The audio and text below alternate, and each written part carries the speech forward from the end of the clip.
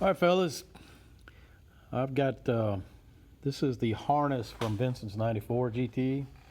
This goes from on the SN cars, it goes from up by the firewall. It's got a connector here, runs all the way down to the transmission. You got the neutral safety, I think that's car. No, not neutral safety, or for backup lights, that part there.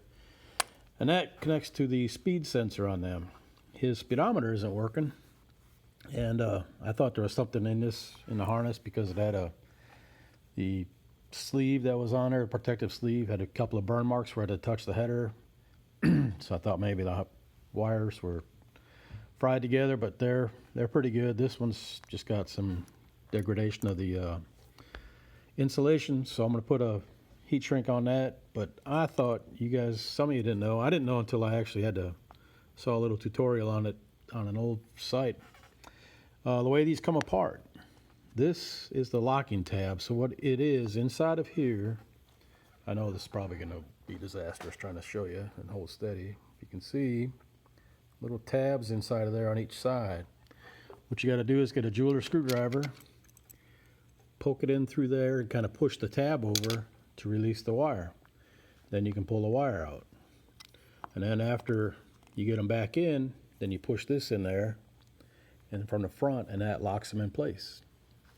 Also, you got this thing right here. This is like an not an insulator, a weather seal. Keeps water out. Of course, you're always going to get on the transmission, especially when these old cars that are 30-some years old and a couple 100,000 miles, you're going to get oil in there. So, but it doesn't seem to bother too much.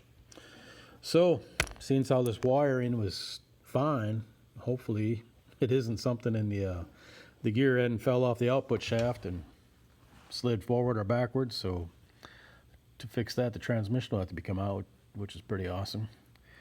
But I'll pull that thing out when I get back home and check it out. But the main thing was trying to show you how these come apart.